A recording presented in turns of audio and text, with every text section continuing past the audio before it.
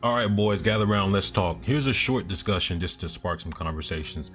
When we talk about the most valuable mental aspects of fighting to rely on, you hear things like willpower or heart or toughness, which should definitely be up there. Don't get me wrong. You hear things like IQ, the ability to problem solve and adapt. That should definitely be up there too. You even hear things like killer instinct. And I would say that that's kind of underrated because you need a brutal warrior who can get the job done when it matters most. But if we can go down the list of all these important things, and by the way, well, before I get there, underrated just means something isn't talked about or given as much respect in a larger conversation compared to how you would give it respect. So that's my definition. So you personally rate it higher than you think most people do. And I would say that's true for experience. I believe experience is one of the most overlooked and underappreciated things a fighter can have to their advantage or to their disadvantage, depending on the situation. I'll give a quick description of why I think that is.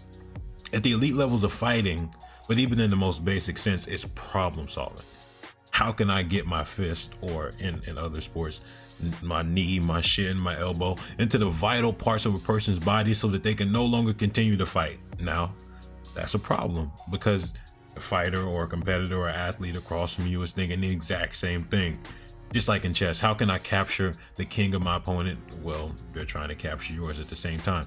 In order to properly put yourself in a position to accomplish the goal of messing up your opponent while avoiding your opponent accomplishing theirs, you have to have a deep understanding of a lot of different things, and on the elite level, of course.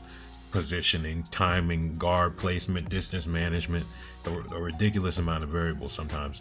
Everything difficult or complex in life is made easier or simpler through time, because with time we get experience, and through experience we get wisdom. Now, wisdom is the key, not knowledge.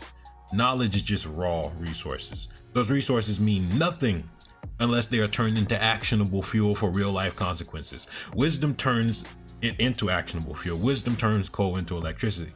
Okay, now let me connect it all. Let's say you're fighting a tall, rangy opponent that's also fast. And there's two separate scenarios. In the first scenario, this is the first time you've ever faced a tall opponent, and the first time you've ever faced an opponent that's faster than you. That's scenario one. And then in the second scenario, scenario two, where you faced a couple of tall fighters before, and you've also faced a fighter that was faster than you in your last fight, maybe smaller but faster than you. Which scenario do you do better in? Of course, it's scenario two. Why? Well, because you have been in similar situations. You have looked at the type of tools that work and the type of tools that don't work. You've had your trials and errors. You went to school, basically. You've been educated, so you become wiser. So now when you go to fight someone who has multiple things that you're not super familiar with or that you're at a disadvantage against, you can piece things together through experience. You become a better problem solver. How this works in real life is seen how fighters react in certain situations, how they adapt. Like Terence Crawford, for example. Early in his career, he fought Gamboa. He said it was one of the most difficult fights because Gamboa was so fast with his feet and hands. And then later on in his career, he fought Shawn Porter, someone who's also very fast with their feet and hands. Of course, it's not the same style, but similar attribute issues. Dealing with a similar type of situation allows someone to be more poised and composed. Ooh, the previous video. You can make better decisions when you're composed. And those decisions are also better informed by the past. For example, if I'm dealing with someone faster than me, maybe I'm like, oh, let me not rely on my speed, let me rely on my timing instead of trying to match the speed. Another example, Canelo having to deal with Philly shells and slick fighters throughout his career, and him slowly developing strategies over time to deal with slicker fighters. With most great fighters that have a lot of fights, you see them encounter similar problems, and they have to use past experience to help inform past decisions to help inform present decisions. Wait, whatever. You get what I'm trying to say. Now, this isn't a video about me saying experience is so valuable, because obviously we all know that in general, not just in combat sports, but in life. I'm saying we all know this and we should give it more credence, give it more respect. That's what I mean by underrated.